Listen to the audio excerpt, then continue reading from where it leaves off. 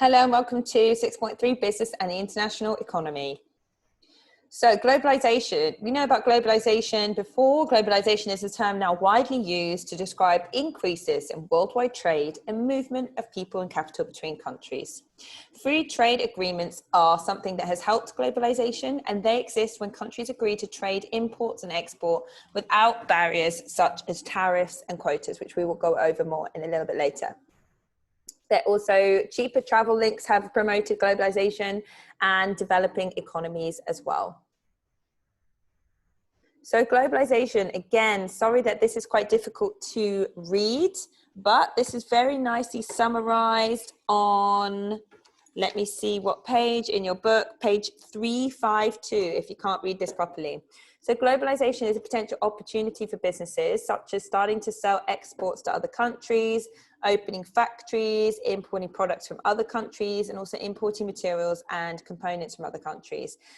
All of these have good impacts, but also there are limitations as well. So please pause the video to look at these. I'm not going to read them out to you.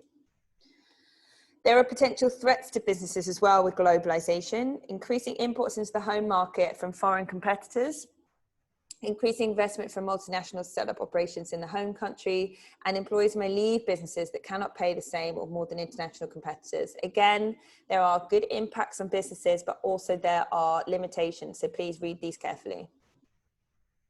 Globalization has led to more choices and lower price, which is good for the customers. It's forced businesses to be efficient, which again is good for the customers, the economy, GDP, the government. Many firms have merged with foreign companies. Sorry, this word says foreign companies as well. We're going to quickly touch again on import tariffs and quotas. So governments have tried to stop too many imported goods. We looked at this in 6.1. Import tariff is a tax on imported products, and import quota is a physical limit on the quantity of a product that can be imported. Now, often governments do this to promote protectionism. Now, protectionism is when a government protects businesses from foreign competition using tariffs and quotas, which we just went through. One side said, yes, this is really good as it restricts foreign businesses. Sorry, there's a typo there. And protects the local ones so that they don't go out of business, and it keeps the money within the country. But the other side says, no, local consumers should be able to buy imported goods as cheaply as possible, and for local businesses to produce goods and services in a competitive way. And this therefore means that the living standard will rise in both the home country and the country that they're buying from.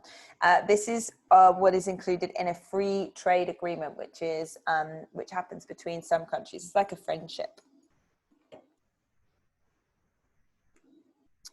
On to the next bit of multinational companies. So multinational businesses is a business, they cannot just sell the products in more than one country, they must produce their products in more than one country. So this is how you class a multinational business. They're sometimes known as transnational businesses as well. Benefits to multinationals are, all right, they can produce goods cheaply in another country. They can avoid trade barriers with that country. They increase in their market share, potential government grants. They produce goods near the target market to reduce transport costs. They can extract raw materials they cannot get from their own country, and they can remain competitive. Impacts on stakeholders are, there are increased dividends, increased opportunities for employees, the government might gain or lose tax revenue, and suppliers might increase or decrease depending on where they are moving to or from. Benefits to country's economy where a multinational operates. Jobs are created. There's increased investment. Taxes are paid by multinationals. There's increased consumer choice, and there's increased exports. These are all good things. Drawbacks to the economy where a multinational operates are, jobs are often low skills, reduced sales for local businesses, the natural resources are often exploited. The multinational company might have influence over the government, which can be a negative thing, and profits are often sent back to the home country and are not kept within the country. Woo, we whizzed through that.